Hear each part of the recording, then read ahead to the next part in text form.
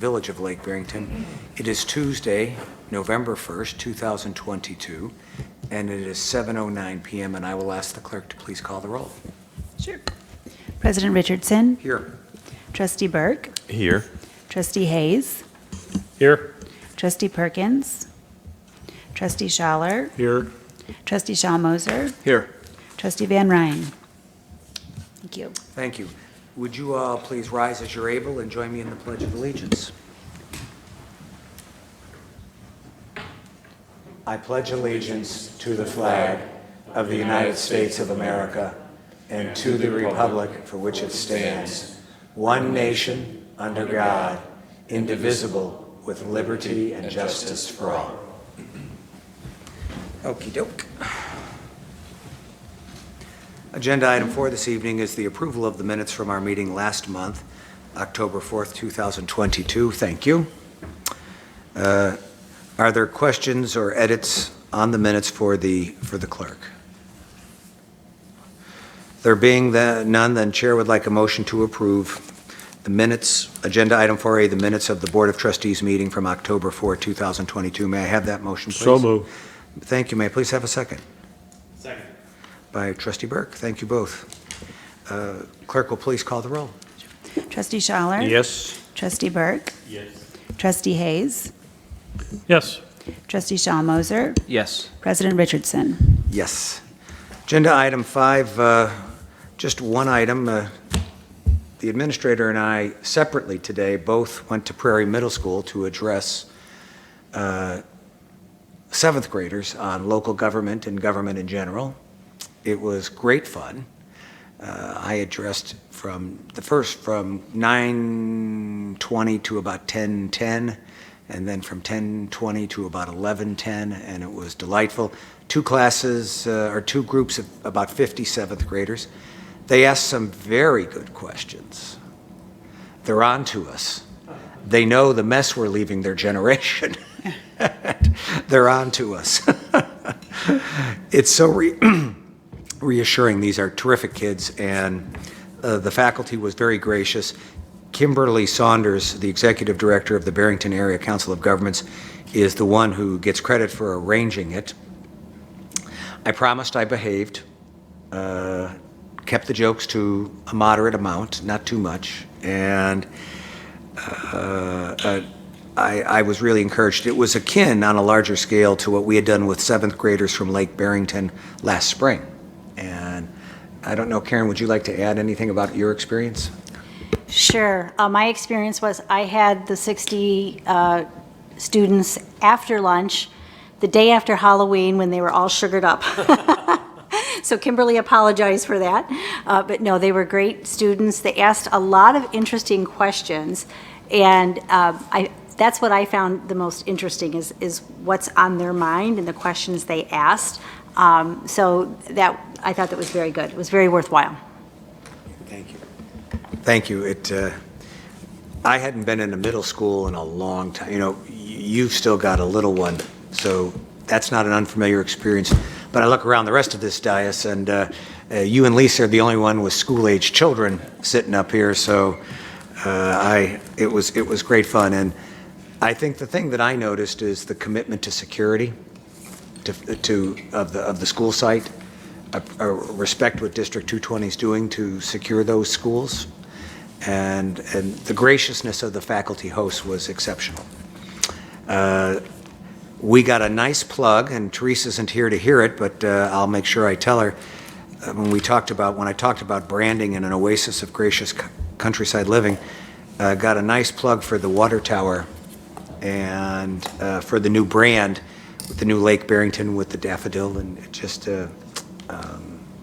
it was a pleasant way to spend the morning. I'm sorry, I said daffodil. I know better. Flower. Just say flower. Yeah, flower. Yellow flower. Okay. Agenda item 6. This is the first time in the agenda for the public to address the board on non-agenda items. Maureen, I see you're here. Is there anything you'd like to?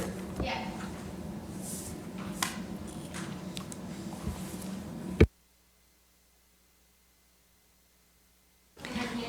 Yeah. Things that I would like to read off. Okay, and can you turn on the mic and lower it? Thank you. Sorry. This is going to be the one that's got the Astros next to it. That's what you need to read first. Okay. Yes.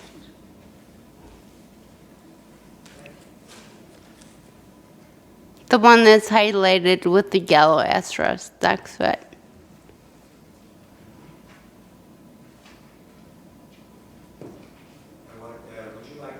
I would like you to read it. No, I have more of them. Well, this is a letter that's addressed to you from the Social Security Administration. Right. And It's my benefit vacation letter. it describes your benefits, and That I've been receiving them since April 1st, 2014. Mm-hmm. Right.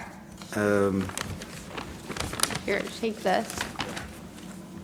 He's handing you something. I would like you to refer to page 3 and read the highlighted out loud, please. certainly, in the It's first. page 3. Certainly. In your first handout, the highlighted portion is Social Security benefits are paid on or about the 3rd of each month, and we found that you became disabled under our rules on April 1st, 2014. Right.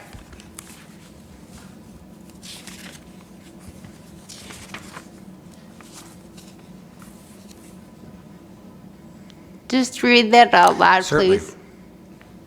Whenever, for the record, always have to record things for the record. Okay. I am reading from something prepared by the government of the state of Idaho entitled Intermountain Fair Housing Council, Guide to Reasonable Accommodation and Housing under the Fair Housing Act. But that's a federal Fair Housing Act. That I'm is. It's Idaho's thing, but it's the federal Fair Housing Act. Right. It doesn't specifically say that, but I understand that to be the case. Okay.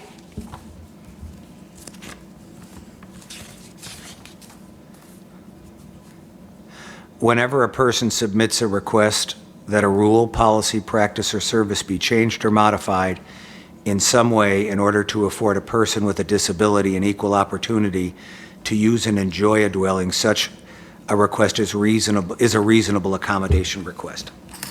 Did I get that right? Yes. And then on page 10, could you also read the yellow highlighted paper? I'd be happy to. Thank you. It is important, and I want to make sure I'm not missing context.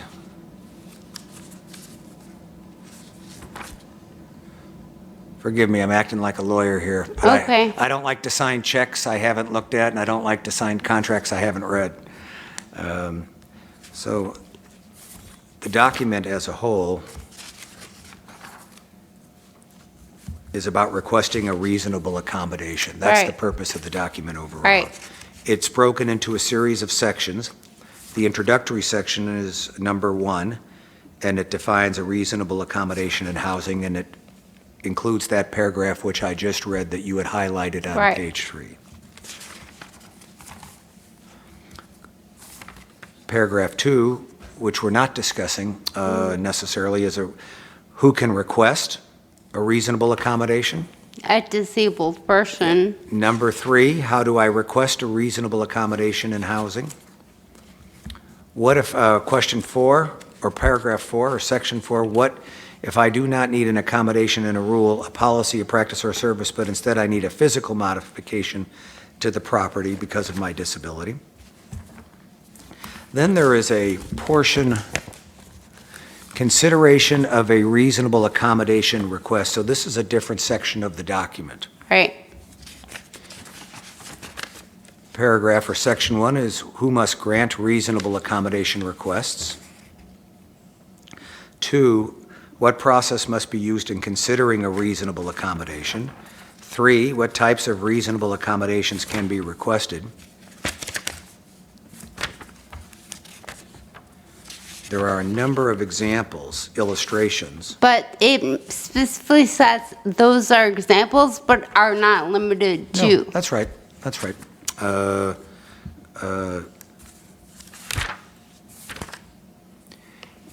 Yeah, it says including, Right. which means and not limited to. Right.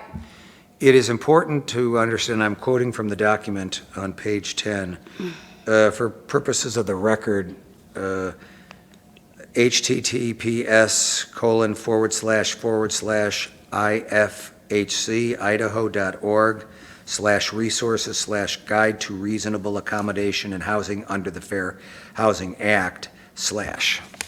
It is important to understand that this list does not include all types of reasonable accommodations that must be granted, and each request must be considered on a case-by-case basis to determine if granting the request may be necessary to afford a person with a disability an equal opportunity to use and enjoy a dwelling. Got it? Yes. Okay, hand this to everyone here, and the mayor, please, too.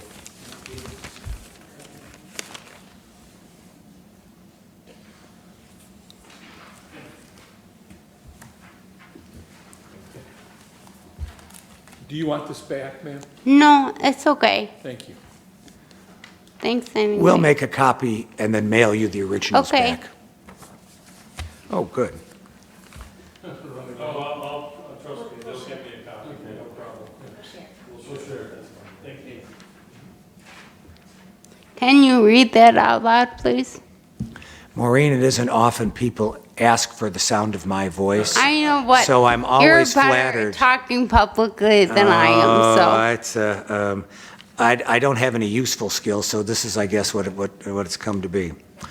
Dear Lake Barrington Village, as a person with a disability, I am hereby requesting a reasonable accommodation for 939 Shoreline Road, Lake Barrington, Illinois, 60010, pursuant to the Fair Housing Act, 42 U.S.C.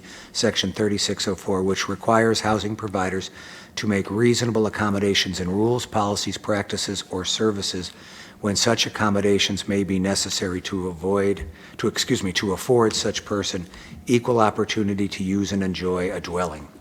The accommodation I am requesting is to host guests who satisfy the published requirements personally vetted by me. I need this accommodation to pursue equal economic opportunity and achieve some level of cultural integration with the non-disabled. Please respond to this reasonable accommodation request in writing within 7 days of receipt. Sincerely, with your name, your telephone number, and your address. Yes. Well, this is very helpful. This is what we discussed last month when you were here. Right. So this gives us a chance now to respond.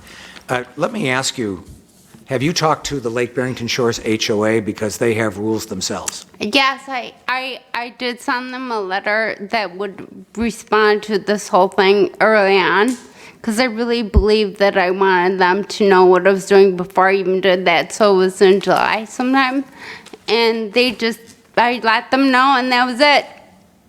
I mean, I don't know, I just wanted to tell them I didn't want to be sneaky about it. Oh, no, I appreciate the fact that you're not being, Yes. you're not trying to be. But the village, or the HOA will follow what the village says. And I certainly take you at your word, but for purposes of the record, we need to confirm that with them, Okay. as you can appreciate. And we will need to get that in writing from them for purposes of this.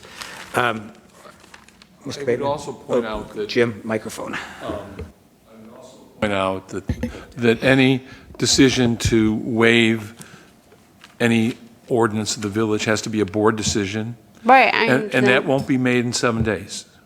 Just so you know, it Okay. has to be made at a duly called board meeting. So our December meeting a month from now would be when any potential action would be undertaken, Maureen.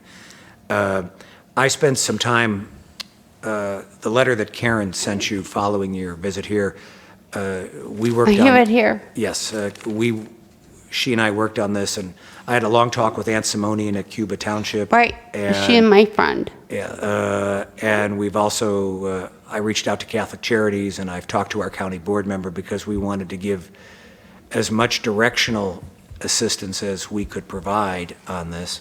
I understand that. The, Can I speak, though?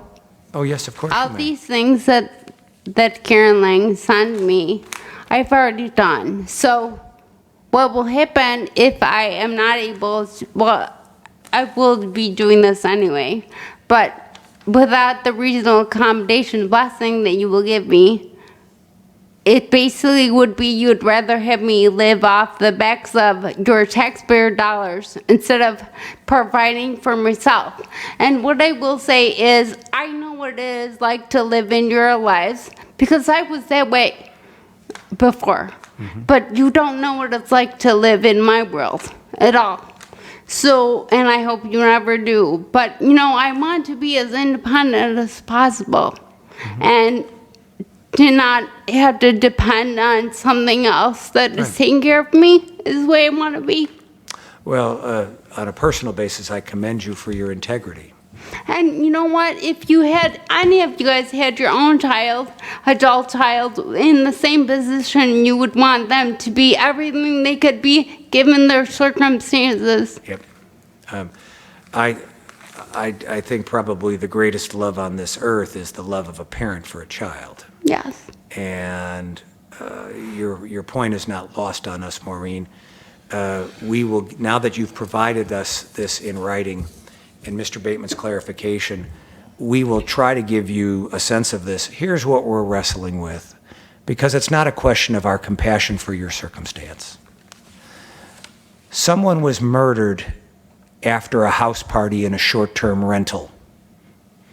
And the fight began in Lake Barrington, and it ensued in a car chase, and someone was shot and killed on Route 14 down in the village of Barrington. We passed a short-term rental ban because we learned that even in beautiful communities like this, terribly, terribly bad things can happen. That same group of hooligans set fire to the wooden plank that goes out into the wetlands at Friar Farm. We didn't do it haphazard. We certainly didn't do it to be mean to people in your positions. I know. American justice descends from English common law, and I promise there's a point to this. There is the law, which is our ordinance, which bans it, and then there is equity, which was established 1,000 years ago because sometimes the force of the law can lead to harsh results. We will give every serious consideration. Here's what I'm wrestling with, and each of the trustees will need to wrestle with the same question. And I don't propose to put any of us on the spot tonight, but we will be wrestling with this. If it were a question of just being concerned for your circumstances, I have every reason to believe I would enthusiastically do it. But I have to also have a public safety regard for the rest of the community. And when a quiet community like this had a murder, I have to weigh that as well, Maureen, against establishing a precedent. And so I will tell you I'm feeling pretty conflicted. You present a compelling circumstance. As I shared with you a month ago, my mother spent the last 15 years of her life in a wheelchair. It's not quite the love to go from parent to child, but the love of child for parent is pretty damn strong too. So I do have some. I haven't lived in your world, and I'm not going to lie to you and pretend that I have firsthand experience. As a matter of religious faith, I certainly have compassion for you. So we're going to give this a very serious look. But I want you to have the context, as you have challenged us to look at your circumstances, I want you to understand what we're wrestling with, because it's not a question of why are they being bureaucrats and not giving me this. It's because, first of all, your legal assessment is one that we have to evaluate. And I'm always careful about this, Maureen. I come from a big family on my mother's side, and I'm the only lawyer, which means I get a lot of first cousins practicing law with me when they've got an issue in their lives. But I can't be guided by the emotions I might feel for your circumstances. I have to be dispassionate and objective in applying the law, as the entire board does. You're going to get a very serious effort on our part to accommodate, but we are governed by the circumstances and by the ordinance. I don't have a clue how we're going to wrestle this out to the end yet, but I want you to know this is not something that is easy for me to just say, oh, who cares? There are reasons we have these ordinances. They are not haphazard. And when somebody gets murdered as a result of a short-term rental in my community, I have a public safety oath that I took standing there when I swore to take the oath to protect people. And so that's what I want you to know the context is. I know. So, anything, Mr. Bateman, you want to add? I just wanted to mention that Oh, my goodness. Thank you. You want to mention that? yeah, I wanted to point out, and I had followed the case through the court system in Lake County, that the shooting victim coming from the short-term rental in Lake Barrington did not die. He was disabled by the loss of an eye. I'm sorry. I'm happy to have the record corrected. Yeah, I just wanted to correct that in the record. Okay. Can I They- ask a question? Please.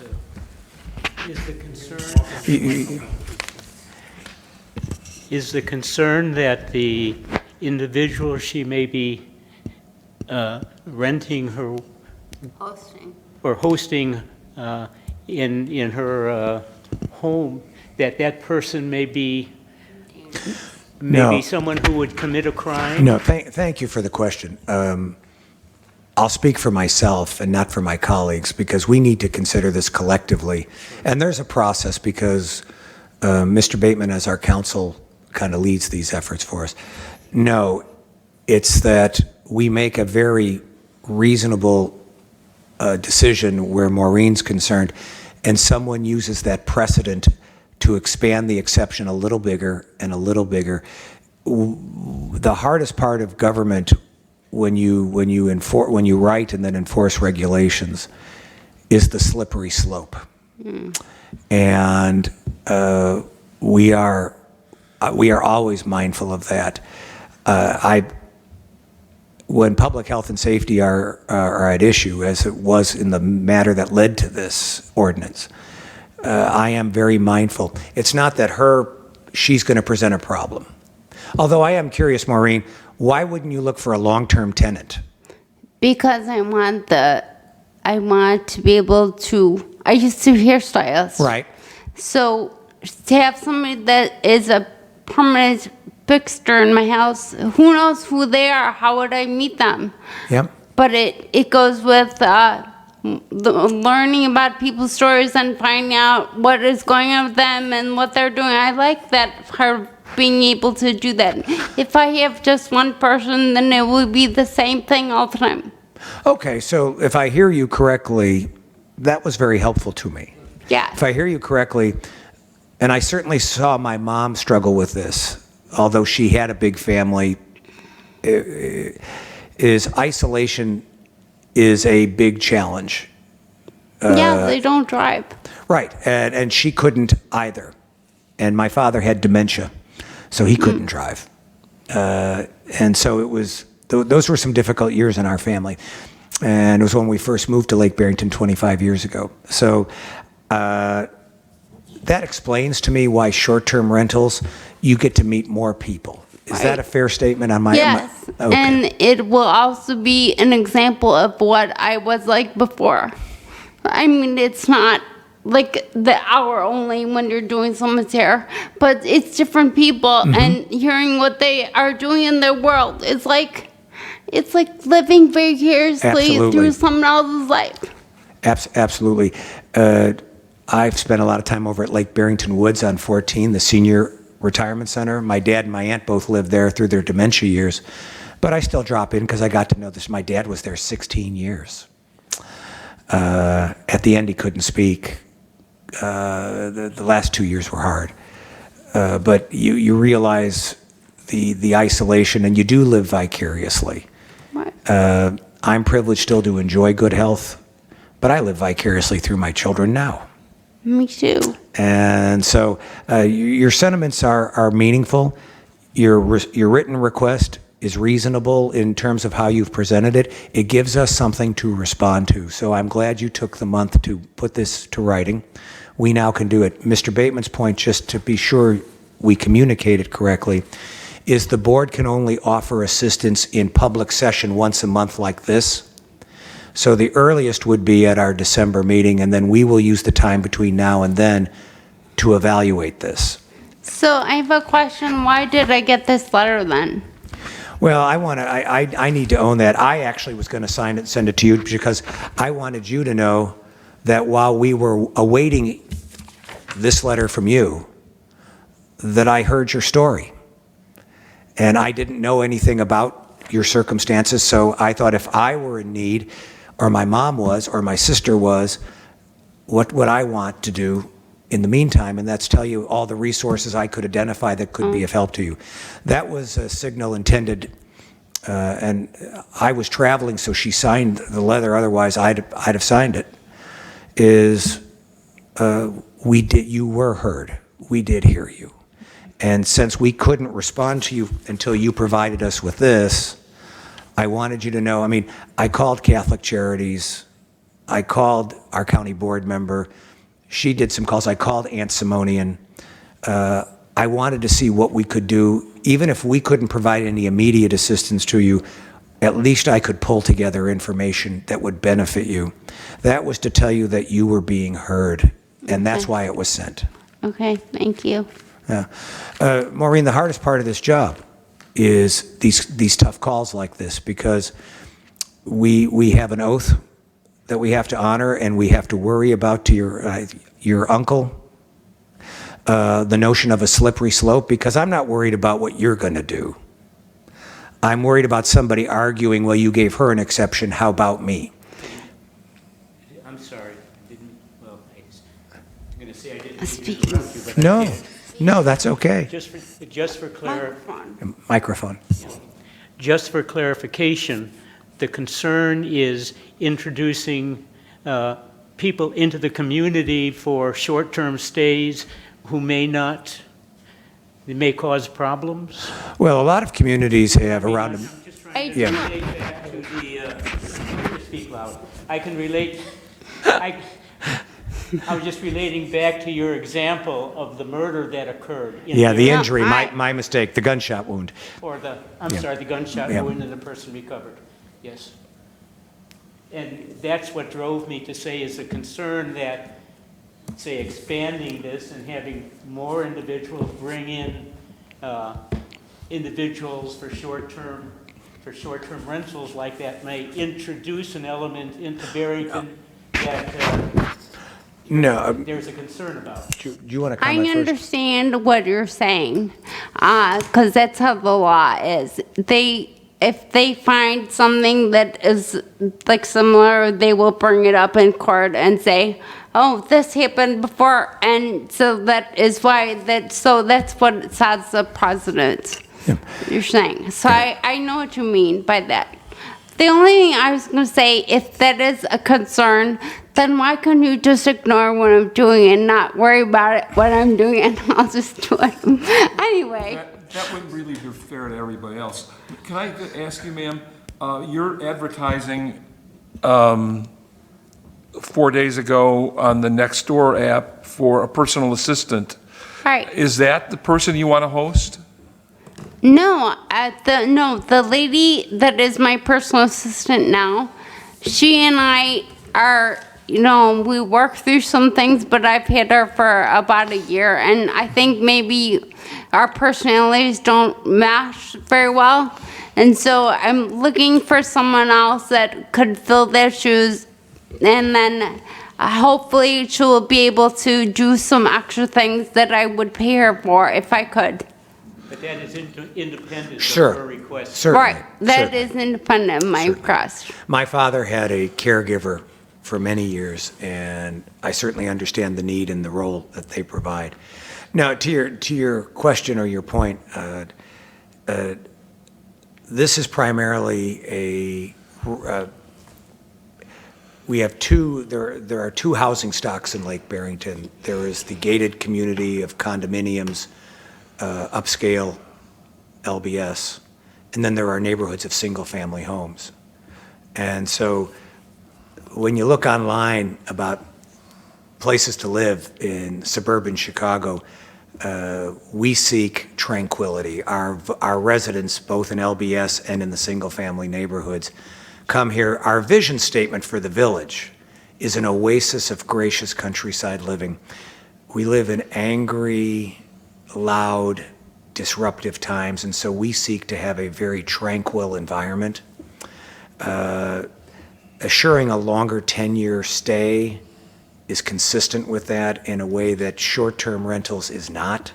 It goes right to the heart of our brand on this, and I'm not worried about the wrong element, quote unquote, on this.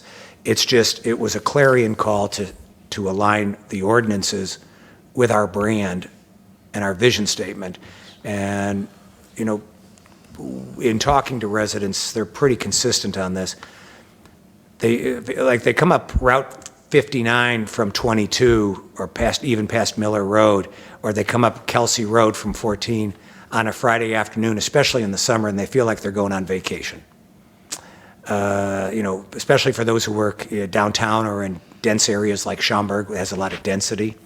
All nice communities, but a lot different. So we guard that with everything. It's for the same reason we don't have off-track betting, we don't have video poker, we don't have recreational marijuana sales.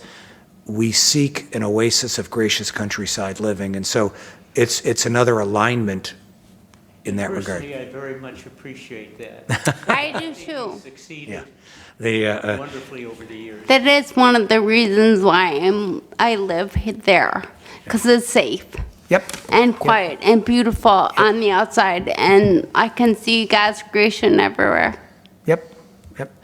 Well, we will commit to being back in touch with you, and would your uncle also leave his contact information with the clerk, please? Yes. Email and telephone and so forth, and we'll keep you both informed and Okay.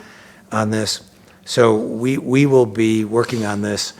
I don't know quite how to leave this with you other than to say, I'm conflicted, Maureen. I'm conflicted because I understand your struggle. I don't understand it the way you understand it, but I am sincere in my empathy. When I look at it, though, I also want to be careful not to establish precedents that undermine the wellness of the community. And so that's what we as a board will arm wrestle. So what with. if you could just ignore it?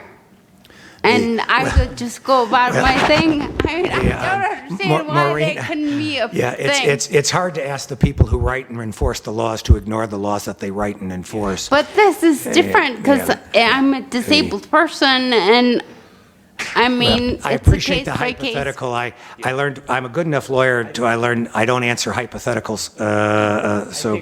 I think one argument that Maureen was making that this is an accommodation for someone who has been identified legally. Right.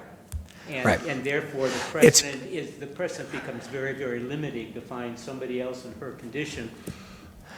Like, Yeah. it's very difficult I- to be Yeah, yeah, labeled It's compelling, disabled. and the designation of your Social Security Administration letter is why I asked that we could keep it and then send you a copy back, is that we need to have a record, a public record for every decision we contemplate and make. Okay. Do you want that back after we No, make a copy? I can download that anytime I want. And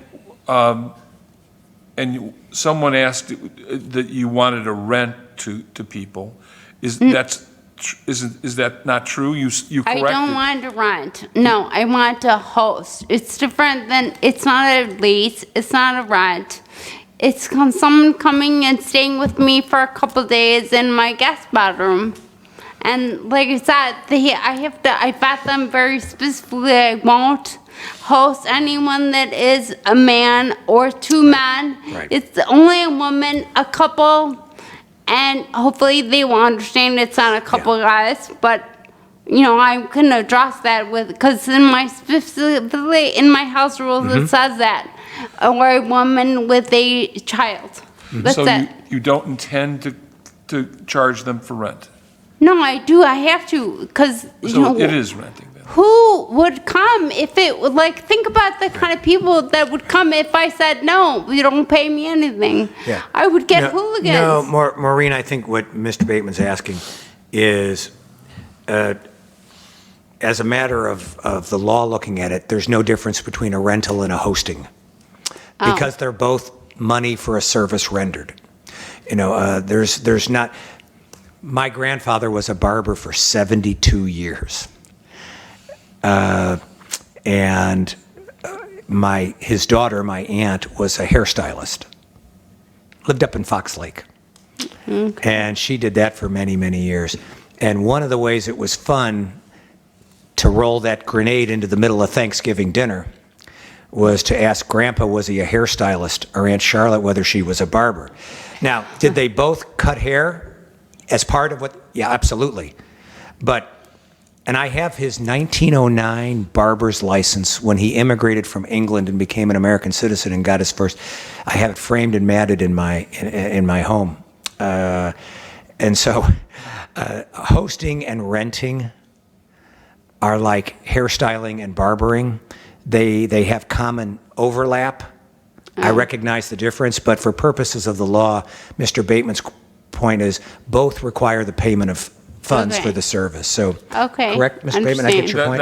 I wanted to make sure that we were all talking about the same kind of economic relationship between you and your tenants. Yes, Yeah. yes. I would like them to pay for the night that they're there or the nights. Yeah. But I know if I don't ask them, if I don't have them, if my rental fee or my hosting fee was zero, then I would run into problems with who is going to be there. Well, no, look, we engage Airbnb and VRBO and other services all the time in our family vacation travel. So I think all of us up here have an acquaintance and a familiarity with the concept. I appreciate the fact that you didn't try to pull a fast one, Maureen. Yeah. No, we didn't. You know, it speaks well of you. Are you her father's brother or her mother's brother? No, she's really actually my friend at church, but he's my uncle. I have three uncles who were not related by blood, but were related by, they loved me and I loved them. So I accept that as a legal definition in this chamber. And I want you to know that I appreciate your struggle. I think we all have compassion for your circumstance. I did not want you to leave tonight thinking, well, why in the world are they giving me a hard time about this? I wanted you to know the context and the reason and what we're going to wrestle with. You've made some the Social Security document is a very important document. I did a little bit of research on this after you were in last month on reasonable accommodations. But the Social Security letter is a very important thing, which is why I'm glad we're allowed to keep it. Okay. Because any decision has to be based on a publicly available record. Right. And that's an important piece of data and evidence in support of your application. This is supplemented by the documents you provided. So it's really a whole packet of stuff that you've given us tonight. I'm good. So Mr. Bateman or Ms. Dalton-Lang or I will be back in touch. We're going to need a few weeks to bite down on this, but you helped yourself tonight by coming in. I also appreciate the fact that both the administrator and I spoke today at Prairie Middle School, as we were saying earlier. I heard. And one of the things I said is, in angry times, being polite. And I'm ethnically Irish. Keeping calm is not part of my DNA at all. I can fire up pretty quickly. But when people are gracious and polite to me, I am gracious and polite to them, whether we agree ultimately or not. So thank you for your graciousness. I know what this means. I think we all appreciate the circumstances. Why don't we leave it at this with an understanding? But please leave your contact information with Lisa. Thank you. And if anything else you'd like to add before we move on with the agenda? No. Okay. Thank you. Thank Thank you. you, and thank the board for your Absolutely. time and attention and consideration. Thank you. Yes, thank you. Let me see that Social Security letter again.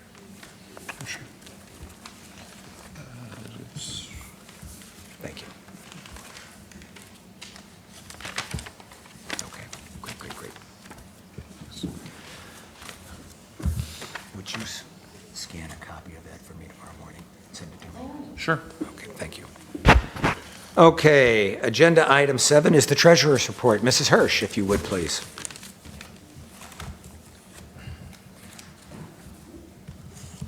And what page are we on in the packet with you Thank you. tonight? Well, I don't have the whole packet. Let's see. I would say it's 13, I believe. Peggy, can you put the? Thank you. Alrighty, okay. So tonight we have the financial statements for the 5 months ended September 30th, 2022. We're about 40% through our fiscal year, almost halfway. You'll see that we have assets of $5,165,000. We have current liabilities at $1,698,000, and our equity is $3,467,000. So our liabilities plus our equities do equal our assets at $5,165,000. Revenue for the 5 months is $1,896,000. Our expenses are at $1,270,000, resulting in net income of about $627,000. So at this point last year, our net income for the 5 months ended September 31st was $175,000. So we do our comparison down below that bolded line to pull out extraordinary items. And we're pulling out $169,899 of extraordinary items this year. And that makes our net income from regular operations $797,000. And that compares to last year at this point, $784,000. So you can see we're running relatively the same to last year.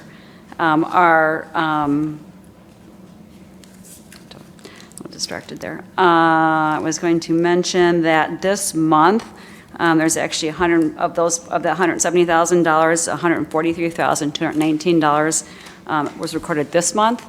The bulk of it was Sagaski and Sons. That was $114,569, and that was for the 2022 road program. And then there was $28,649 paid to Corrective Asphalt for Reclamite application this past month. So we pull those out. So as I've been discussing, our building permit revenue is down from last year. It's down about $100,000. But unfortunately, our tax revenues are up to sort of offset that. So our regular operation net income and loss is relatively the same to last year.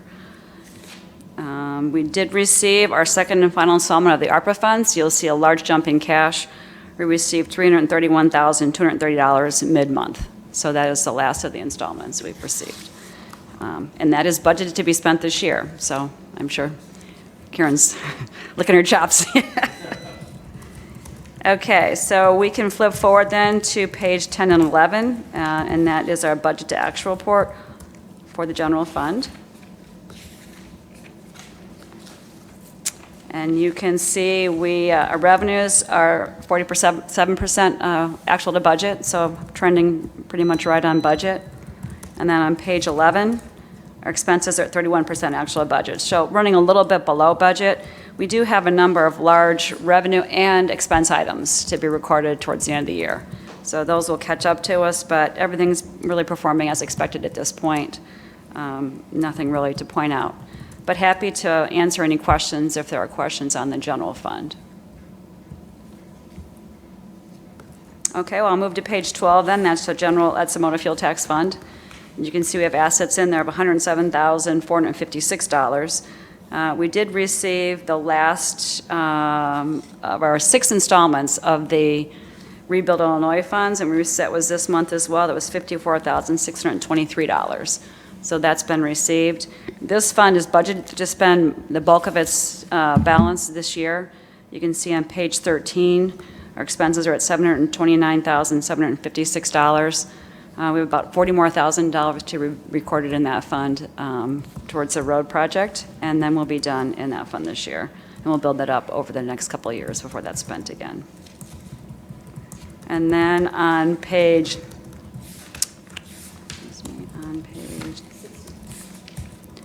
16 is the water sewer fund, and that's going along nicely this year. We have about $1,811,000 of net current assets in that fund, and we don't have many plans to spend any large amounts this year. About $90,000 in repairs and maintenance. Nothing major this year, but everything is going as planned at this point for that fund as well. So before I get to the warrants, any questions on the financial statements? Okay. I will mention just briefly, just to catch you up on Speedway, we're still kind of going back and forth. I did get confirmation from the Department of Revenue that Speedway is going to amend those tax returns that were incorrectly filed. And so until those are amended and I see those, we're just sort of going along with. We've effectively escrowed. Absolutely. It was actually expensed in fiscal year '22. Your books are like my grandmother's kitchen floor, about as clean as it gets. Okay, well, thank you. But I do follow up with them, so it's been a little frustrating. I'm sure they're frustrated as well with the turnover, between companies. Okay, so the accounts payable. I've reviewed the warrants. They're all there in order for your approval. The invoices to note on warrant A, there's a few to note. Budget fence, that's $3,822. It's actually for flags. There was 12 Illinois flags, 12 Lake Barrington flags, and 6 U.S. flags that were purchased recently. Citizens for Conservation, that was for $6,727.29. That's actually a reimbursement for costs that they've incurred, but that's all from the ComEd Open Lands Grant, so we received the revenue from the grant and we're spending the money through CFC. Cuba Township, there's $4,512.88 invoice. That was for 2 culverts, of which $2,256.44 will be reimbursed by the homeowner. HR Green for $11,659.38. That is for engineering work related to the Hillside Drive project. Hopefully that'll happen this spring. And then IML Risk Management Association, that's $29,651.31. It's broken up between the general fund and the water sewer fund, and that's just our annual insurance premium. The non-insurance, and not the health and dental, but the village insurance. And that's about 5% higher than it was last year, so it's in line. That's all I have to point out, but happy to answer any questions if anybody has any. Excuse me. Questions for the treasurer? I do have one, Peggy. Sure. First time I kind of witnessed. So the Cuba Township helped out one of our residents at their thing, and they're going to pay for part of that. Is there a process by which we create agreements between the homeowner and the village in those types of So circumstances? Karen has Yes, a there- program. Okay. Yes, there is. This was a case where a resident removed their driveway without a permit, and we caught it when she called and asked a question about it. And I'm like, you don't have a permit to remove your driveway. But both of her culverts needed replacement. She had a U driveway. So our policy is when someone gets a permit to replace their driveway, and if the culvert's an old tin whistle, the corrugated metal pipe, we will replace it with the PVC and concrete flare-in sections if they fit. But she had 2 driveways, and we only pay for one. Gotcha, So okay. she's paid us for the one, and Cuba Township did both of the work because it was easier for them to do it while they were out there because they had to regrade between Sure, the 2 driveways. okay. So, Thank you very much.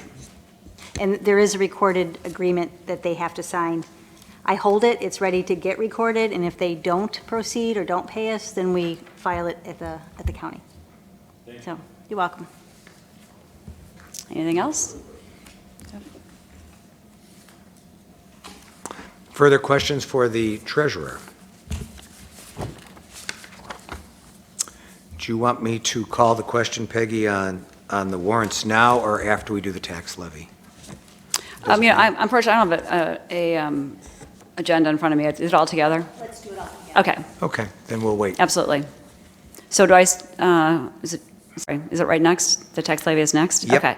Yeah, So you just did A, B, and C. Okay. So you want me to have a discussion on that? Yes, Okay, please. so, sorry. No, that's So, okay. staff, there was a memo that was prepared, and staff is suggesting that the tax levy not be increased at the same levy as last year, $823,000 we levied to residents. That'll be the second year in a row we have not increased the levy. That's based on a couple of things, but mostly because we've had 2 very strong years. We've increased fund balance by about $1 million, and our fund balance is over 12 months, and we have a policy minimum of 6 months. So we're in really good shape, so there doesn't seem to be a need to increase the tax levy this year. That's the recommendation of staff. Happy to answer any questions on that. We have done a 5-year look down the road, and it's about year 5 where we start to get down to that 6 and 7 month balance, so we're in good shape. Now, that's also predicting a lot of unknowns over the next 5 years, but we'll watch that each year and make recommendations accordingly, watching inflation and all those things. And this is just the resolution. Next month will be the ordinance. Any questions on that? Karen, this is a question for you. We talked a couple sessions ago about keeping garbage. We're one of the few villages that don't charge for that. So this is for sure another year that would be in place? Oh, for sure, yeah. There's no plans to, at this point, or this year or next year, to have the residents pay for their own garbage. Okay, great. Thank you. You know, that's probably the most popular thing we do, other than the law enforcement and the fire protection, is the trash and recycling collection. Both, and it's an area where it's a great service for us to provide, because if you live in Lake Barrington Shores, we don't take care of your roads because they're private roads.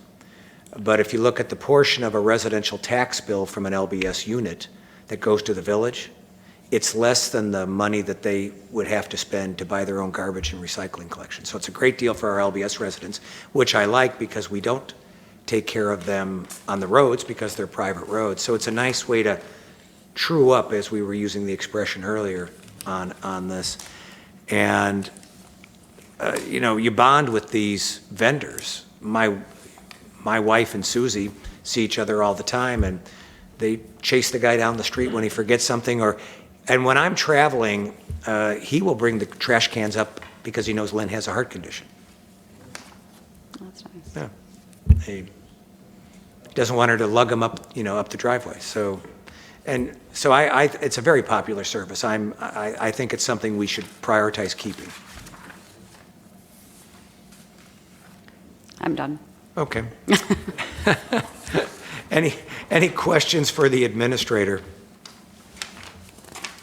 Then Chair would like a motion to approve in block agenda items 7A through D. A, approve the financial statements as of September 30, 2022. B, pay bills in the amount of $134,344.72 as listed on the accounts payable warrant A dated November 1, 2022. C, pay bills in the amount of, Karen gave it to me here, Lisa, $1,973.87. Thank you, Karen. As listed on the accounts payable warrant B dated November 1, correct? Correct. 2022. And D, motion to adopt resolution number 2022-R-. Lisa? What's the R number? Sorry, I was writing something at 18. 18? Thank you. A resolution for a 0% increase in the village tax levy of $823,000.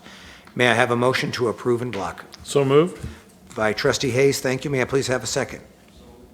By Trustee Schallmoser, thank you. And the clerk will please call the roll. Trustee Hayes, Yes. Trustee Schallmoser. Yes. Trustee Burke, Yes. Trustee Schaller, Yes. President Richardson. Yes. Thank you. We can move to the administrator's report, agenda item 8. Sure. First, I'd like to report on sensible salting. McHenry County is holding a certification talk this Friday, and it's open to Public Works and property managers and the general public. I notified LBS about that, and they indicated they were going to send their Public Works director there. Cuba Township Road District employees attended the Lake County de-icing workshop in October, so they learned more about how to wisely use road salts that will reduce the environmental impacts and help save us money. So that's all good news. NICOR, I think a month or two ago, I reported that they caused damage to one of our storm sewers by directionally boring through it. So they reimbursed us for the $1,894.48 that we had to spend to fix their oops. So I was glad to get that. The Pepper Road STP project, our application for funds for the resurfacing of Pepper Roads has been placed on the Lake County Council of Mayors contingency list. So what this means is if another project drops off that list in the next few years, ours is in the waiting line to be funded. So the contingency list is considered first come, first serve. So Lake County Council of Mayors will go down that list based on the initial scoring. So projects that are ready will be considered first for moving into the active program. So Pepper Road is on the list and waiting. So that's good.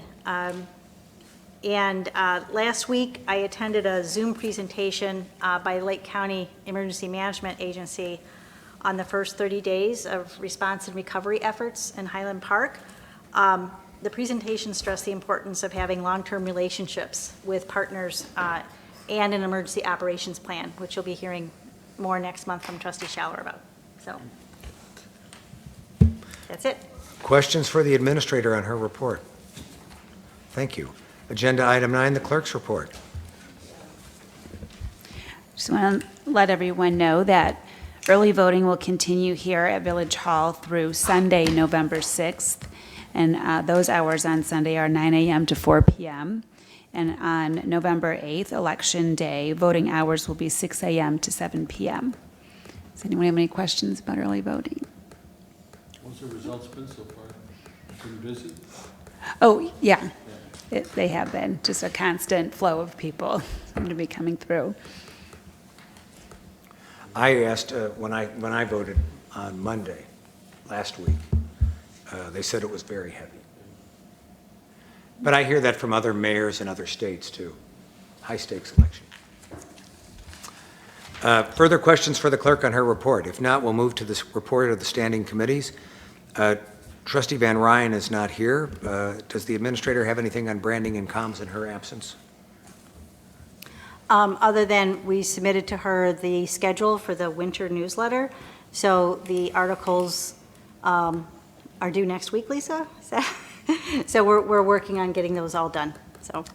I do note that Ryan McLaughlin, our comms consultant, has shared with her, copying me, a draft action plan for the next year, and I believe she'll be reviewing that with him. Yes, yes.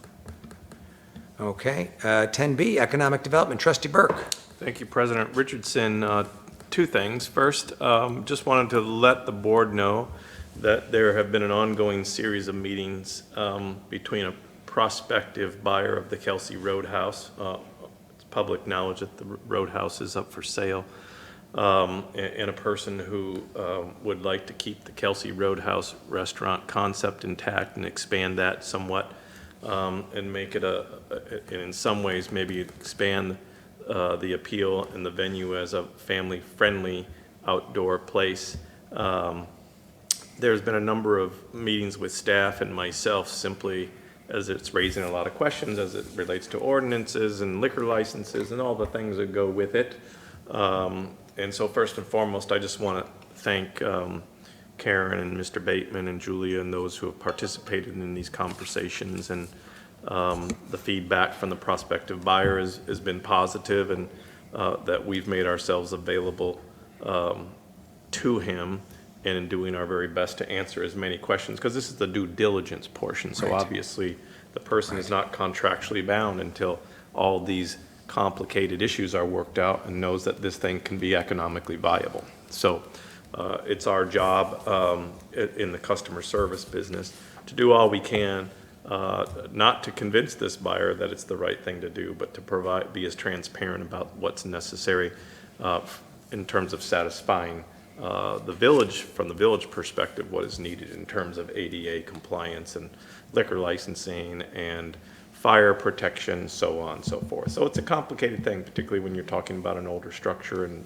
potentially some new uses for that structure.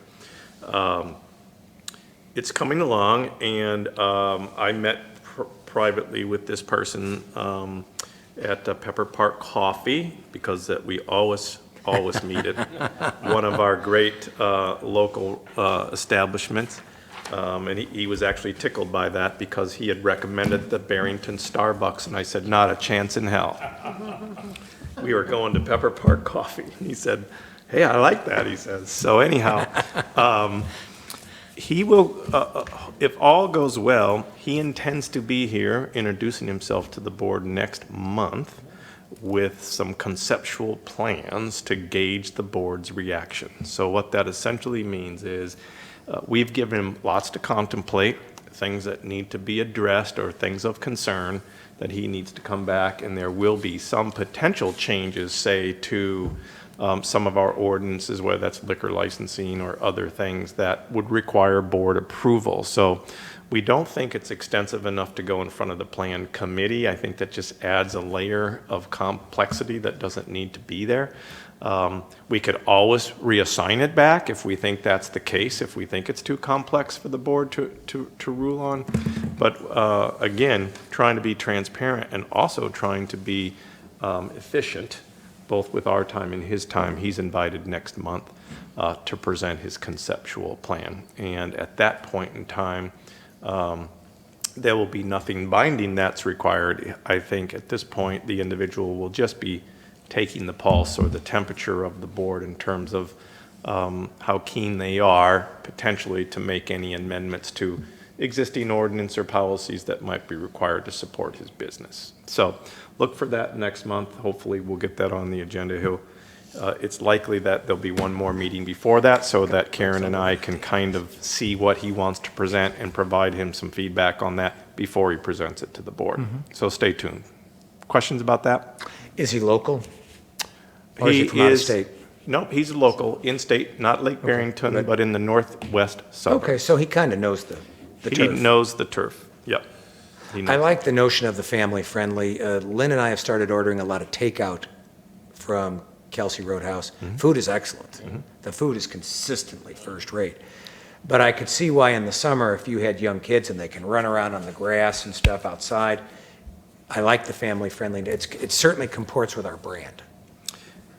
Correct, and I think that I don't want to get into a lot of detail about any of this, but I think early reads it's been, again, our responsibility to put out there if we felt something like this were not consistent with our brand, there's always a way to message that as well. And because I think, again, we owe that transparency, right? And I'll be tickled to let you know that there's been not, that the issue of video gaming was broached in the very first meeting. It went away and it's never come back. Yeah. So this individual doesn't believe they need video gaming to make it successful because we were very clear you're not going to get it. And if you believe that's what you need to be successful, then you should probably reconsider what you're doing, okay? So I just want to make that point, President Richardson. Yeah. That message was delivered loudly and clearly. Thank you. Next, in front of you should have been received, I have a little update from the Economic Development Committee on our business and retail tax trends. A huge shout out to Treasurer Hirsch and Karen and Lisa for their inputs on this. It was really, when Peggy started providing such great updates on retail sales tax, I just believed, and having weathered the COVID storm, I thought it was an appropriate time to take a look at trends, particularly trends as it relates to what we just weathered through pre-COVID, COVID, and post-COVID. So what you're looking at is, if you turn to page 2 of the presentation that's titled Total Number of Active Businesses, this is something that was requested and provided for by Lisa through the records that she keeps. And if you look at, essentially, you can see some trends as it relates to COVID. There had been relatively consistent number of active businesses. And I believe, Lisa, when you talk about an active business, are we talking about people who have sought out business licenses? Is that really? And so that's done at what time of year do you normally do the business licensing?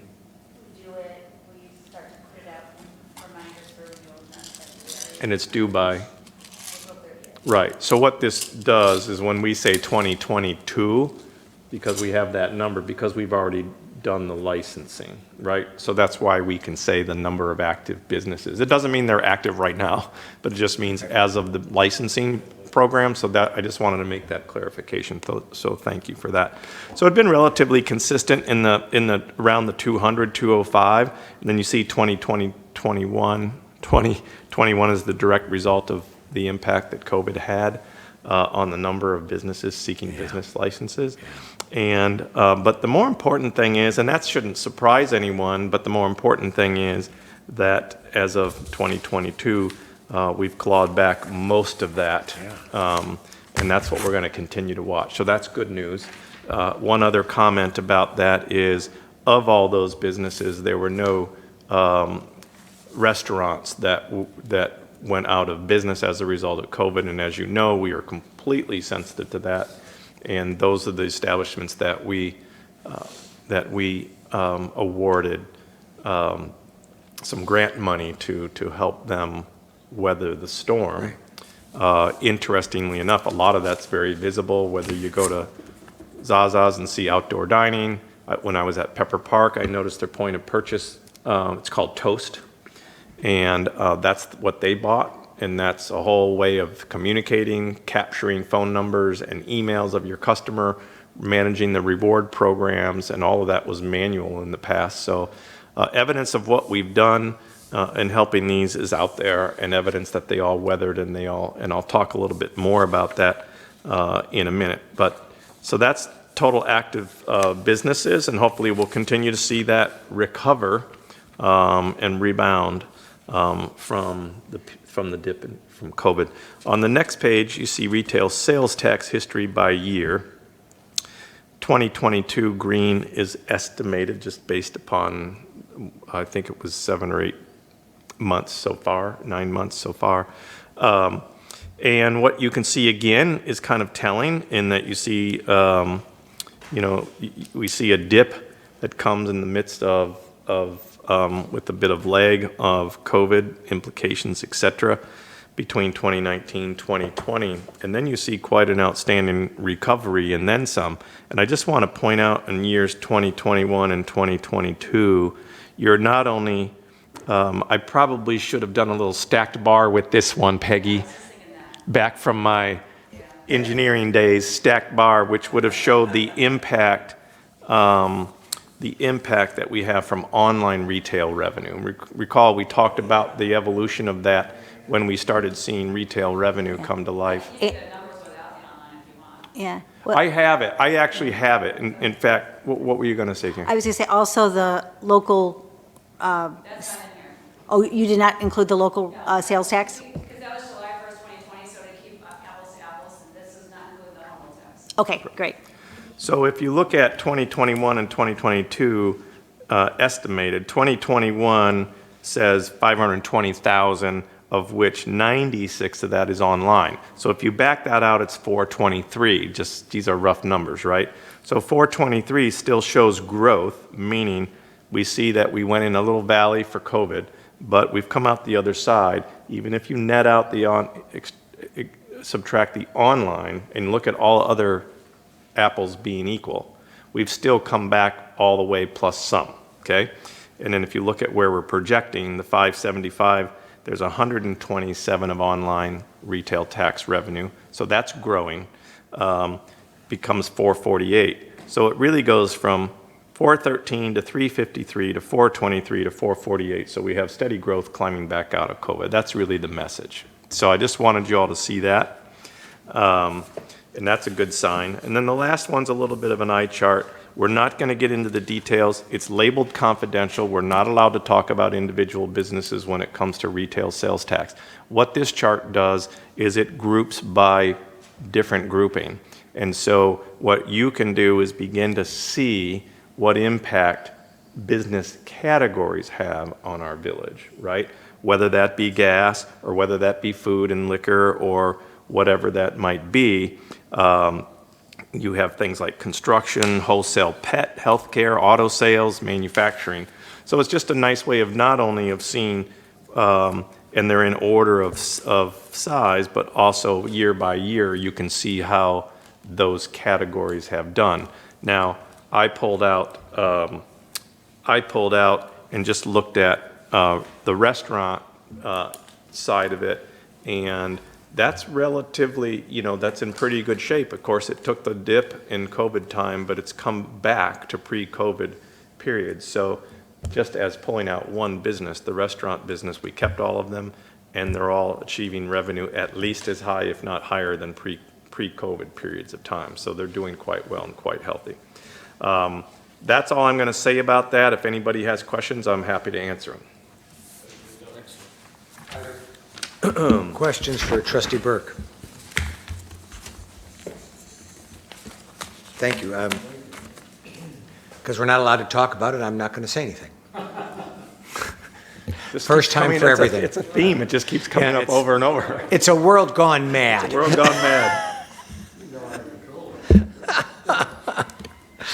I've been married 35 years. I know how to take orders. Okay. I do have a comment. Can I make a comment? First of all, Of course you may. I thought it was excellent because as much as it gives the snap back, it also is very impactful to look forward from it too, right? But I don't know how much effort it took the staff, but this product, I don't know if we've done it in the past, but this we should repeat, I think, annually or look at some frequency because I think it's highly valuable to study what's really going on and it tells a story. So Yeah. thanks for doing that. No, you're welcome. And really, it's just, the staff did all the work, and I just kind of pieced it together. But it was really because of, first and foremost, Treasurer Hirsch has, as you're aware, does an excellent job with sales tax reporting, and not only reporting, but also analysis and providing summaries, which is very helpful. And that's what got me thinking, and we've talked so much about the various things that how is the village, and when we did the budget, where have we been, where are we going? And really just, for me, it was kind of the COVID thing. As much as anything, I was just curious, what was the real impact? Was it long-term, short-term? If you recall, we weren't sure at the time, and we were in that bowl, if you will, in the drought, that we weren't sure how long it was going to take us to recover. Was it a long and those were scary days. Those were scary days, and the great news is not only have we recovered, but we're improving beyond, from a revenue generation from pre-COVID. So it's really remarkable to think that COVID was really almost just like a 1-year setback to our business in total. And then we've come out of it. And now with online added to that, it's really given that retail revenue a shot in the arm. And that's part of what Treasurer Hirsch mentioned just in terms of the tax levy and, permit. It's great when you can say that you've got a diversified revenue stream portfolio, but when permits are down, retail sales tax are up, it's more than made up for the loss in building permit revenue. So that's what you hope for, right? But yes, I think what we'll do is I'll start making this an annual report or whatever so that we can, or more often, whatever people want to do, so we can just keep an eye on the trends. But thanks to Peggy and Karen and Lisa for their help on this fun project, wasn't it, Lisa? Thanks.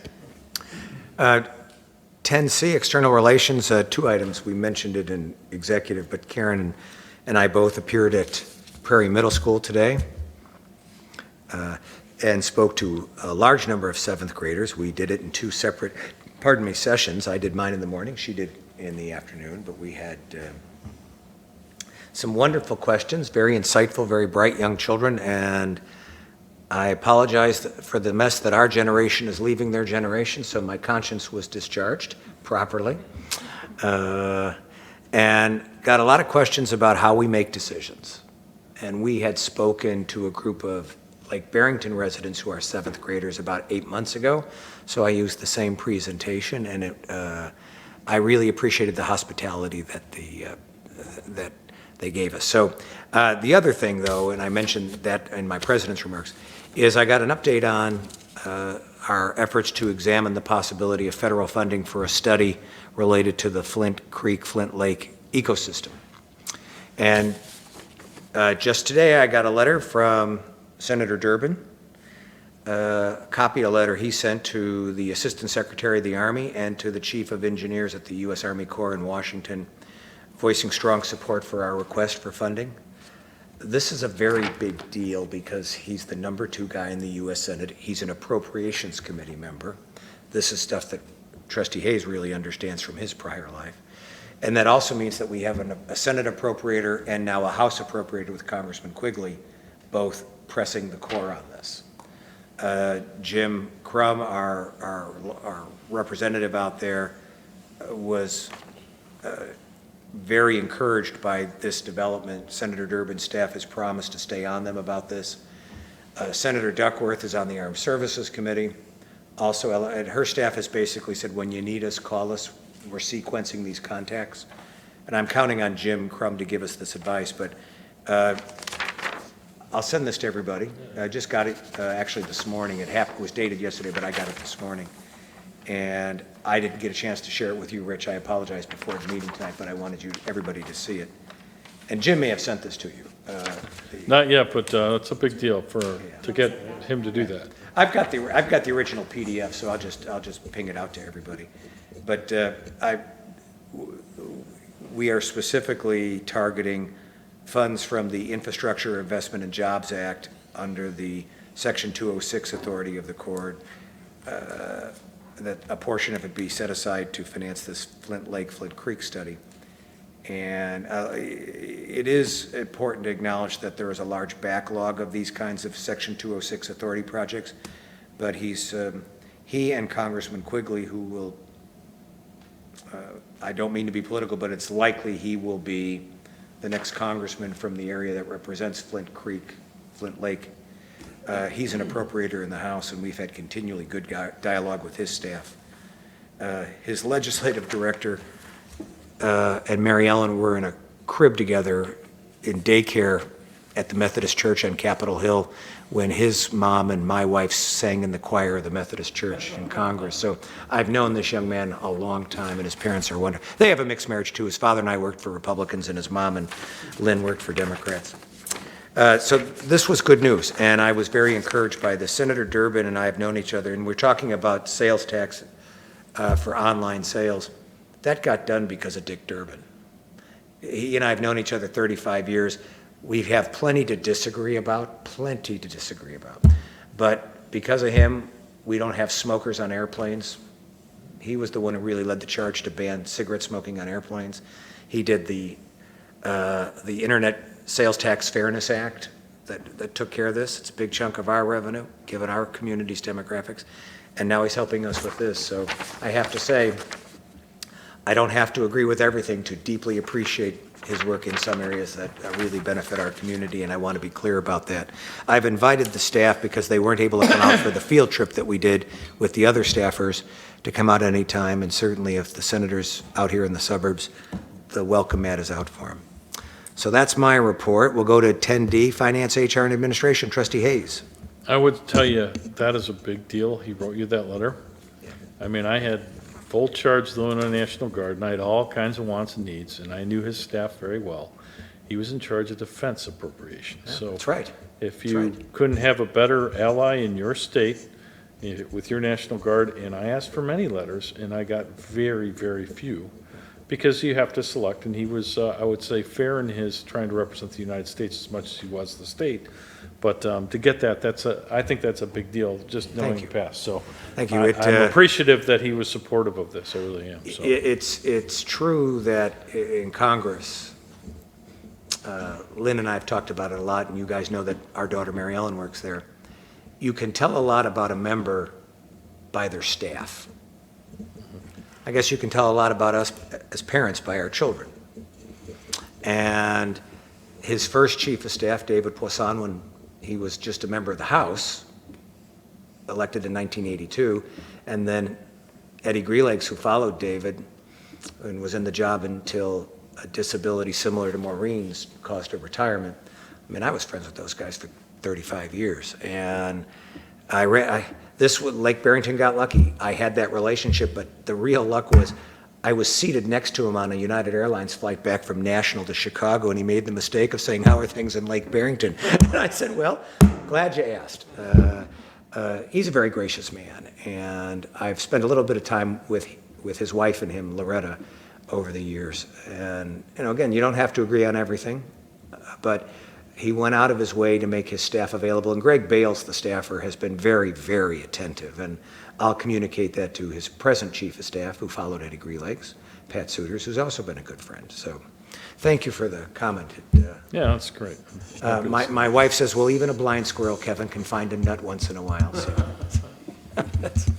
Okay, finance, so- HR, and administration, Yeah, that's you. I'm going to kind of curtail and save, the audit report is done, you all have a copy of it. I also sent you a request from our auditors to ask you to answer a series of questions that your response is to go directly back to the auditor related to your views of how we manage our money. So it's a little late, it's on me actually, first year, they're new too, but they use this in their audit process. So if you take it, it's in your inbox for Village of Lake Barrington.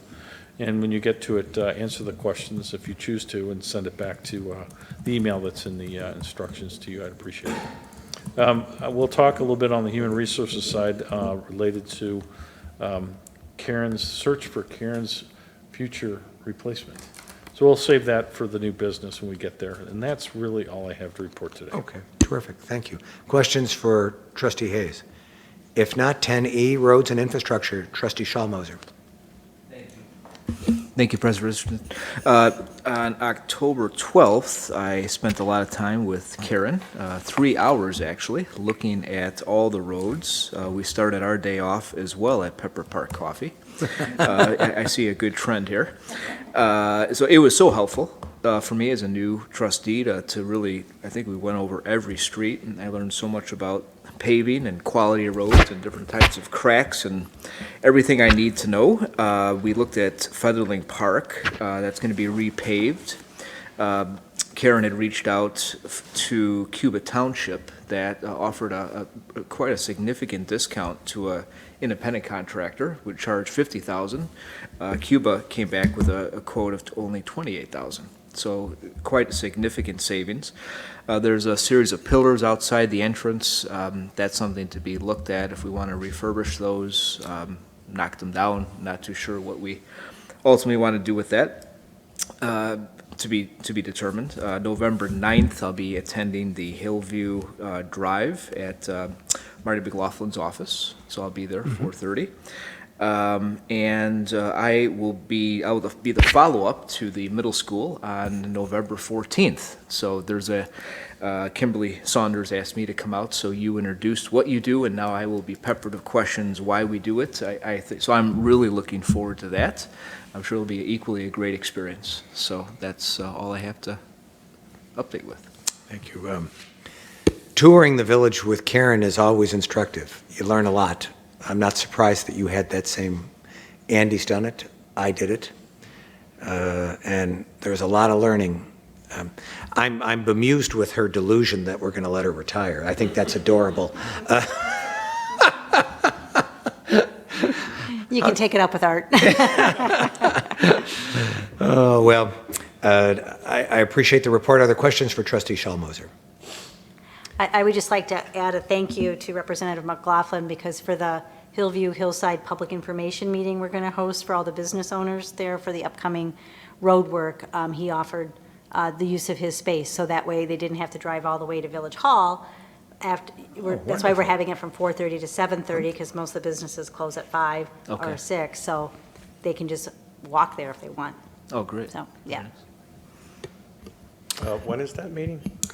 November 9th. It's more of like an open house. Oh, open house? Yeah, 4:30 to 7:30. Is it just the two of you going? No, also Jeff from HR Green, the engineer. So we'll have poster boards up with what is going to be done, and then we'll answer any questions people might have and so forth. Further questions? If not, 10F, Public Safety, Trustee Schaller. Thank you, President Richardson.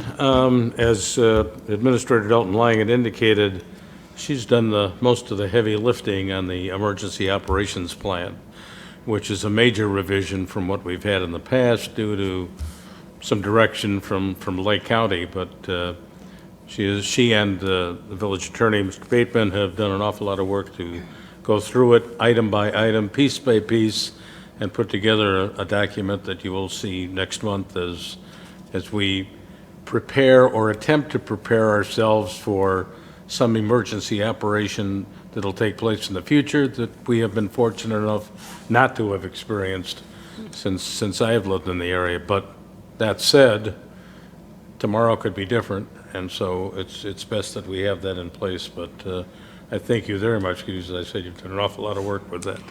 I'm glad it's almost done. Yes, I'll bet you are. Lieutenant Couric, would you, one of the things, obviously, it's on your agenda tonight is the Lake County Sheriff's Department contract, and we are fortunate that we have the services of the Lake County Sheriff's Department. I keep saying that all the time. And we'll talk about just exactly what the differences are from our current contract and moving forward. But what's happening in Lake Barrington, North Barrington, and in the county of Lake?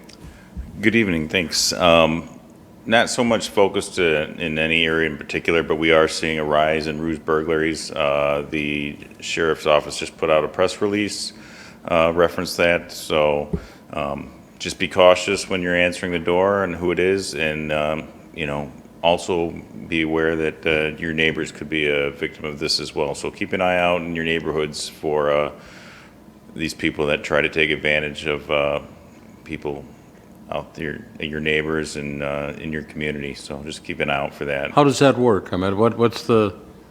So basically, somebody will come to the door and they'll try to look official, maybe wearing like a construction vest or a shirt, a hard hat. They try to look like they're there for something. They'll try to get you distracted. They'll say that they have to look at the crack on your foundation in the back of your house. They try to get you outside, and the minute that you go out in the backyard, 3 or 4 people run inside your house while you're distracted, and they go to the usual spots of where people hide valuables within their house, whether it's their dresser drawers, underneath the mattress, so on and so forth. And they could be in your house for 30 seconds or a minute, and they've hit all the hot spots. And a lot of times they come out with family curios and things that just can't be replaced. It's often very sad, but just keep an eye out for those things. Have we had any instances of thefts or for a long time we had cars in driveways with leaving fobs inside and therefore gaining entry? Correct. I'm not aware of anything recently here. Okay. And yesterday was Halloween. I know you had extra patrol. How did you do? I was off. I didn't see anything in the pass along that would indicate that there were any major issues, but I'm not aware of anything that occurred that was of note. Extra patrol, I think, on the cemetery, White Oak Cemetery. Right. Seems to be a place to locate. Okay, thank you. The sheriff's report, Dalton Lang and I also got the monthly report. A number of instances in LBS and throughout the area. But as I think Karen will point out, we have an awful lot of activity in the business park, and that not necessarily surveillance more than incidents, but a lot of patrol of what takes place in the village takes place down there. I know you had a total on that, didn't you? I just. Yeah, you highlighted it, right? Right, and there's still from time to time issues with people having their mail stolen, and that's occurring all across the county. There was something too, I just saw that when the post office, don't drop anything in the blue boxes on the weekend and holidays, because people are now breaking into the big post office boxes. I didn't see that, but it wouldn't surprise me. Yeah, it's amazing. I don't know what they get from it, but They like to get checks, and they'll wash the checks, and they'll have them, they'll re-sign them to themselves or somebody they know, so they can go cash them. Because businesses have the cash on hand, so they'll write the check for $10,000 or whatever, and have it distributed to them. So that's kind of what they do. They're looking for get an honest job. better benefits, right? Thank you. I did Hey, note. quick question. Yes. For either Lieutenant Couric or you have heard reference many times about the number of patrols or calls related to the business park. Can you expound on that? Like, I don't know what you mean. I don't know what that means. Are these calls, or is it just literally? So when we're out on patrol, we could go and drive around the whole area without entering anything into our computer. But what Trustee Scheller is referencing is when we get to an area, what we can do is enter into the computer. We're in whatever subdivision we're in, and it's indicated in the computer, it's recorded, and at the end of the month when the report's sent over, there's a lot of different patrols, subdivision patrols, patrols within the business park. So it's just a way for us to record what it is that we're actually doing out there. So if we're not actively responding to a call or making a traffic stop or, talking with a suspicious person, if we're just on routine patrol, it's just a way for us to document what we're doing. And so the way that informs the North Barrington versus Lake Barrington is we're just saying, hey, this is a whole nother area requiring patrol that isn't required in a surrounding community, in effect. Is that really all we're saying? Correct. Okay. So I was under the impression that these were calls, but we're just talking about added patrol Activity. time and the unique nature of a business park, right? Some are And- calls, we don't have it broken down by calls. Right. We probably get a handful of actual police reports a month, so maybe 2 to 5, where they actually file a report. Other things are just answering a call, talking to the residents or business owners, or just the patrol. Right. Okay. Thanks. But I see, obviously, if you see any suspicious activity Correct. during on that patrol, you would follow up with it. Correct. And there's probably been more patrols within the business park due to what I was just saying about, the mail thefts, and the deputies that are working in the area, they're well aware of that. So keeping us safe. Thank you. Thank you. Interesting, we think we live in a land of whatever, but just in the last couple of months, one person in our community, unlawful possession of a controlled substance with intent to deliver, possession of controlled substance, resisting arrest, domestic battery, unlawful possession of drug paraphernalia. I mean, that does take place in the village of Lake Barrington, and thank you for following up with all of that activity. So the contract will come up, and that'll be a separate discussion a little bit later on. Barrington Countryside Fire Protection District. Interestingly enough, Elk Grove had a training facility. They called it the Ship. It was in 5 of the old boxcars down there. Elk Grove decided they didn't want to have a training facility, so the Barrington Countryside Fire Protection District has assumed control of those, and for about instead of building their own training facility for $650,000, they're now able to move this training facility to the main station in our industrial park for about $100,000. So they will do training not only for Barrington Countryside, but for many of the surrounding departments. But that's kind of an interesting activity. They're also looking at buying new equipment. Both them and Wakanda are looking at new equipment. Interesting that while our tax levy will remain 0, both of those districts are looking to take it to or at least ask for the tax cap of up to 5% to increase their tax levies. And Wakanda did receive a $360,000 tanker grant. They're getting a new piece of equipment, so they're looking, the departments are looking for any kind of financial help that they can get at that point in time. And just of interest in Wakanda, and that's from Miller Road North in our district, the amount of EMS rescues year-to-date is up 15.4%, 2,550 compared to 2,209 last year. So if you see ambulances coming down 59 and over Kelsey and then over to Good Shepherd Hospital, most of them are coming from the Wakanda district at this point. That's the end of my report. Questions for Trustee Scheller on this? Oh, one please. unrelated to public safety. Just a plug, the Barrington Chamber of Commerce is having a business after hours, November 10th, at Atletico in the marketplace. Oh. So you're invited to obviously participate in that. Thank you. Questions for Trustee Schaller? Is there any report for Trustee Perkins in her absence? I don't Okay.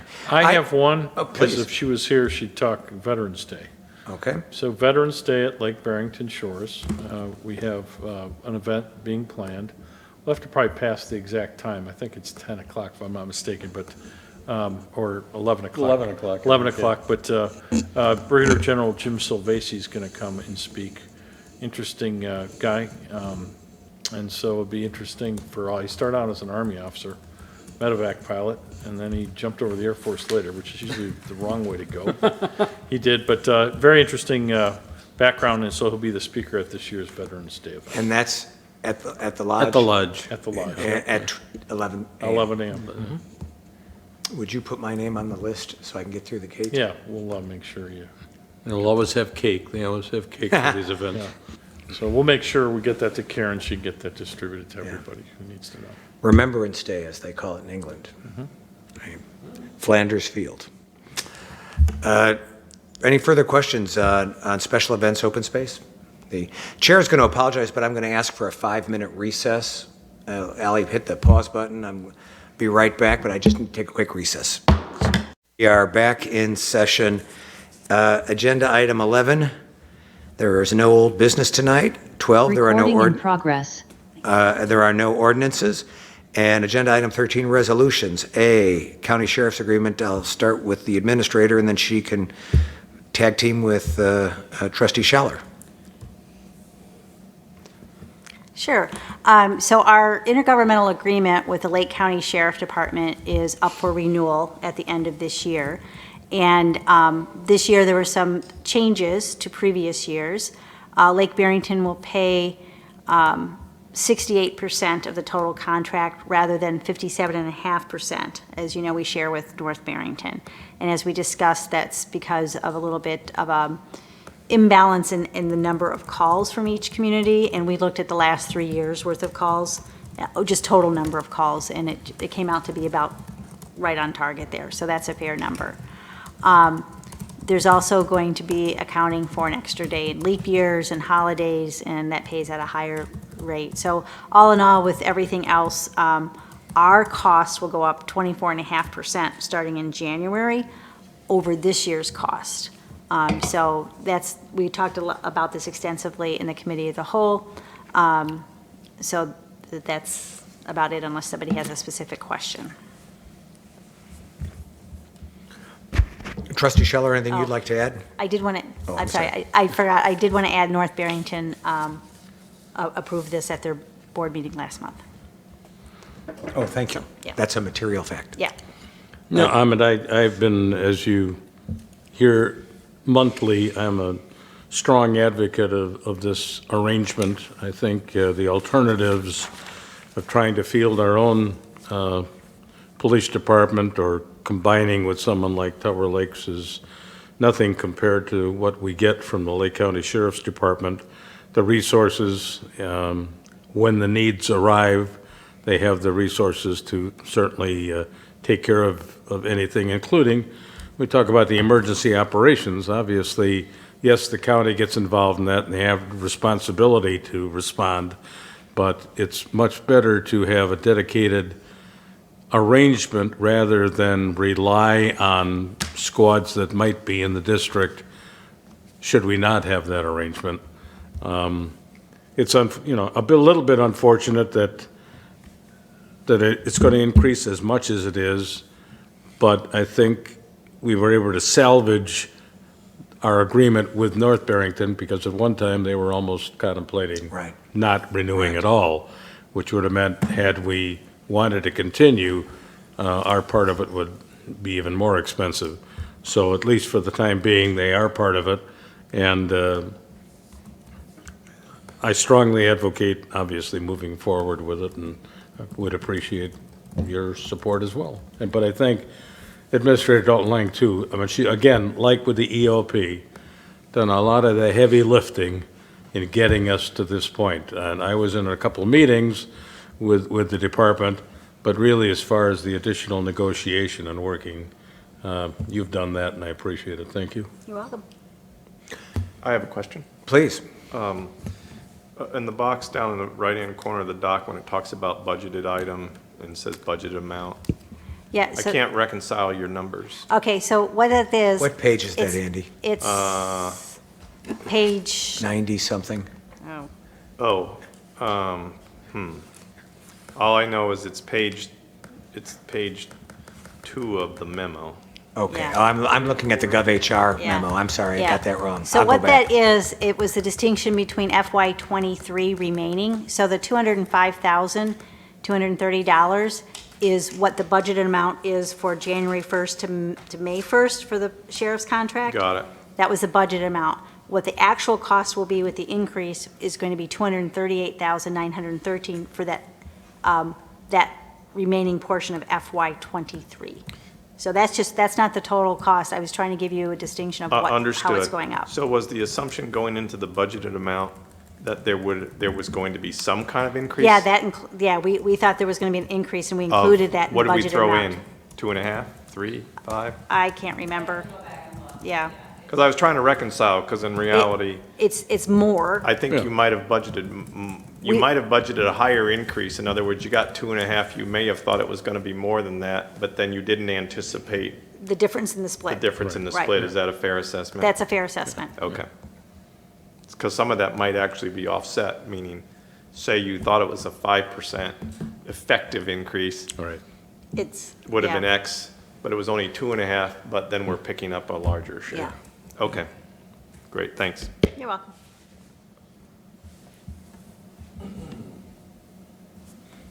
Okay, Lieutenant, anything you'd like to add on this? We're always happy to hear from you.